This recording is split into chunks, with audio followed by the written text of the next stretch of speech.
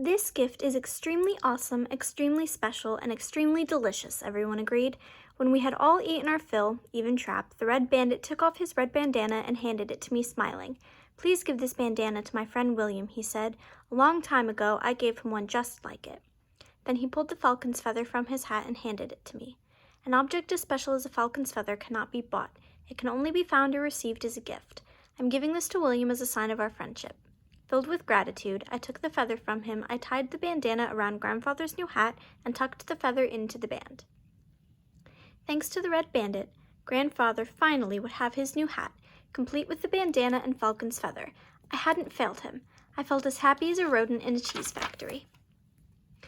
With our tummies filled with excellent chocolate and cheese, we said our goodbyes. Trap and I got ready to begin our very long journey back to Mouse Island, where my grandfather William waited for us. I promised to visit my new friends again with my entire family. Next time, I would stay a lot longer because Arizona is a truly amazing, beautiful, and friendly state. The plane ride was very, very, very long. I slept almost the entire time. Not only was my adventure in Arizona physically exhausting, but it was very emotional too. When the plane finally landed, I woke with a start. Trap and I picked up our luggage from baggage claim and then headed towards the exit. Who do you think was waiting for us? It was a very impatient Grandfather William, along with Thea and my nephew Benjamin. Grandfather William ran toward me shouting, "Well, do you have it? Where is it?" I handed him the hat box. "Here it is, Grandfather," I said. "Here's your hat." Moved, he took the hat and put it on his head. "Perfect," he said with a grin. "It fits my head perfectly, just like the other one." I pointed to the red bandana and the falcon's feather. "Your friend in the Red Bandit sent these to you as gifts," I said.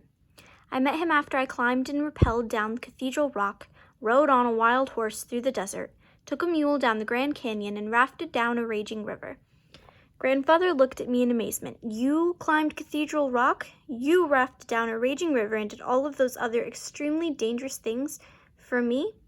He slapped my back. "Good for you, grandson," he said proudly. "You're getting good, almost as good as me." I also lived through many fur-raising adventures in Arizona.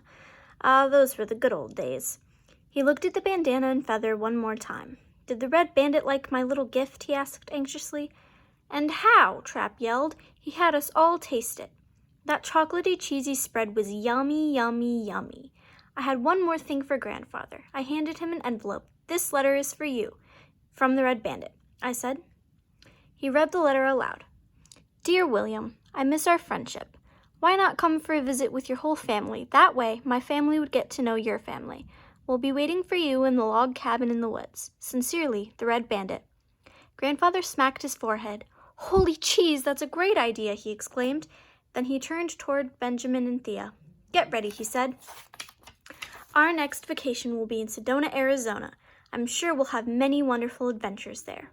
"Just as long as they're not extreme," I muttered. Then everyone cheered. "Hooray for Grandfather William! Hooray for Arizona! Hooray for the Red Bandit!"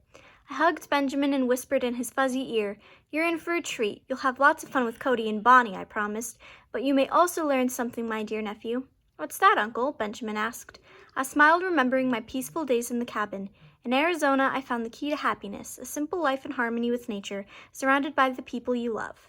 I give you my word on that, dear readers, or my name isn't Geronimo Stilton.